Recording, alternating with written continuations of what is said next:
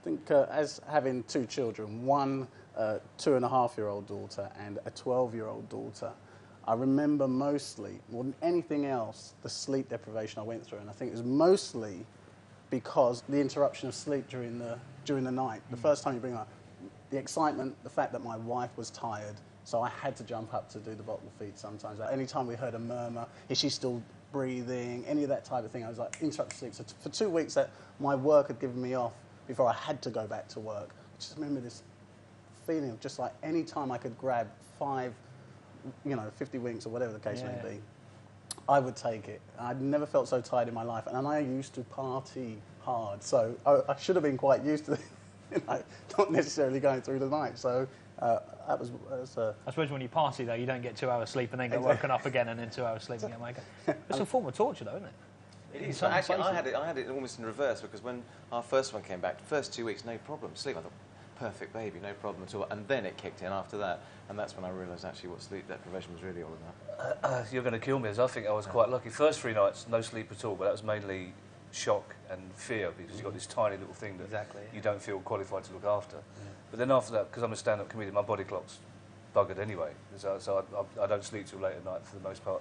But because Ali was breastfeeding, because the baby was in bed with us, she didn't really see the need to wake me up unless she needed something. So for the most part, even if he was awake, she didn't tend to bother me, which was fantastic. I mean, I would have happily got up to but there's not a lot I can do, because I watch the back of his head while he's feeding, or go and get a magazine. But there's no point us both being awake, because you're not going to have conversations at 4 o'clock in the morning.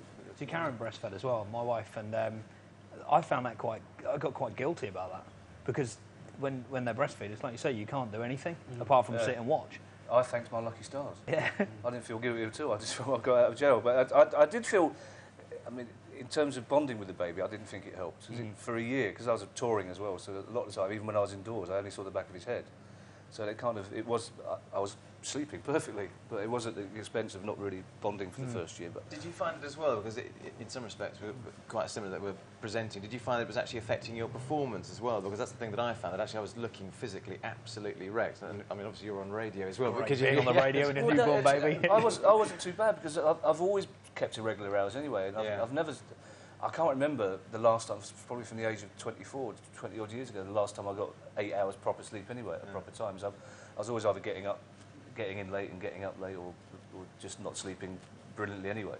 So I didn't really have my sleep that interrupted by the baby. You kind of, I think the difference is you never fully sleep. Once you've got the baby there, you never fully sleep. You always, some part of you is always alert in case something happens. And the slightest change in the breathing pattern, you're there. So I don't think you ever sleep as deeply again. But I was certainly getting as much sleep. I mean, the quality of sleep wasn't as good. But I think I was the luckiest amongst you, and that deprivation wasn't a massive problem for me. I think I just remember my wife wasn't so mobile. She was quite sore still, so it was my job to sort of pick up the baby when there was a murmur and changing and that type of thing. And then again, she breastfed for the first 2-3 months as well. So, but eventually, as we moved into the bottle feeding, which didn't actually take that long, it was like suddenly a kind of it's your turn kind of scenario. No, it's not. And then by that time, we're sort of what was the score between us? Well, again, I was lucky because Ali stayed breastfeeding for the first 14, 15 months. So by the time he was sort of onto semi-solids and bottles, he was probably sleeping more or less properly through the night anyway. So I'm definitely, my experience of sleep deprivation is definitely luckier than yours, I think. I think we're quite similar, because Harry went onto the bottle about, we had a lot of problems with breastfeeding. So about a month he was on bottles. And then it took away a bit of the guilt, because then obviously I could get up. And I was like, what was I worried about for a month? I should have just enjoyed my sleep. And then you have to go through the sterilisation of everything before you go down, and then warming them up, is it the right temperature, and bumping into things in the middle of the night for a few times. But I think I was also quite blessed. I did have 2 children that, did mostly sleep through the night. Eventually we got them trained fairly well, so it wasn't... Isn't it amazing, that first night? Because it happens like overnight, doesn't it? One night, they go to bed at 8 o'clock, wake up at 7, and then that's it. Yeah. It must be difficult. I mean, I've got friends who decided to have the children very close together, so like the 14 months old and then a new baby. And some of those have suffered really badly, because you've got 2 babies who are not yet into a proper sleep pattern. We had similar to that, because I was at 6, 4 and 3, so they're all born within quite... So actually that's the sleep deprivation period goes on for So you haven't slept for 6 years. years?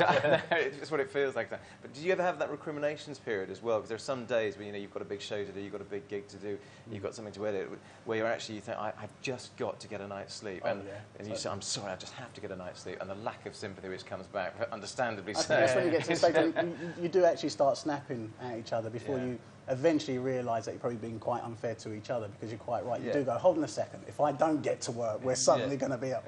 Well, again, I was quite lucky, because I don't want people to think I wasn't doing anything, because I mean, when Ed was awake, I was trying to be the perfect father, so I was pulling my weight. But because Ali's in show business as well, she understood sometimes that you had to be fresh.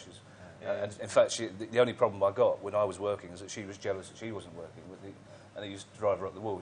She's a stage manager and floor manager. She was very busy before we had the baby, so there weren't recriminations as such. She understood that there were times when I probably needed to sleep in the spare room to get a proper night's sleep, but she was just resented the fact that she couldn't do it herself, because she would love to have done it herself. So she didn't blame me, but there was always friction. I don't think anybody can have a child that first year without there being friction. There's always going to be arguments about silly things, because one of you, even if I'm getting lots of sleep, Ali isn't. So if one of you's tired, there's going to be arguments. I think the other thing is because we all experience it from our first child as well, there's that immense tension, because I remember the feeling of not necessarily knowing how to sort of bathe the child, feed the child, how the baby should be, breathing, all those sort of tense things. And you can't have it as much as your mother or your mother-in-law wants to help, and everyone's got a story to tell, and at the same time your missus said, no, we want to be left alone, we can get on with it ourselves. I was almost like, well, no, not really, what happens here? You can go through all the antenatal classes in the world, you can get all the advice in the world. Once the door shuts, the first night, you got that tight, you think, what on earth is he doing here?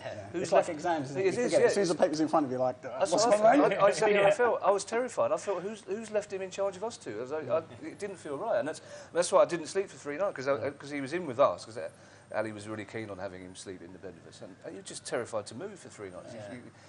I mean, I've never heard of any stories of babies suffocating in bed, but you think, well, it's always the first time. But if it wasn't their breathing, it was, are the covers wrapping them up? Are their head up against the railing sort of thing? It's like, oh my God. And they were only literally 3 or 4 feet away from it. Do you wonder how you actually go through that first 6 months, and what exactly you're running? The reserves of adrenaline must have been used. I think that's part of that sleep deprivation. I think it's part of that feeling of total exhaustion. I mean, all the time, now anyone sort of says, oh, my wife's just about to give birth, so you're going to be so tired for the first 2 weeks. Make sure you take that time off work. Don't think you can, come back home 2-3 days and go back. You can't do it. You just can't do it. But all the people I spoke to afterwards said, oh yeah, it's the same for us. I said, well, why didn't you tell me beforehand then? A little hint would have been nice, a little clue. That's the one thing they didn't say at antenatal classes. 3 days forward, forget the first week. They just, they're very good on the practicalities at the birth and where to park at the hospital, yada yada. But no one actually prepares you for that shock. And it's amazing how I think the whole routine changes. The house is in a mess. You've got nappies over in one corner. You've got body lotion over in another, baby lotion in another, and suddenly it takes over, doesn't it? Of course, I'm still not getting any sleep at this end, because he's so used to sleeping in our bed now that any excuse he comes in. So I'm being woken up more often now than by a 9-year-old than I was when he was 9 weeks.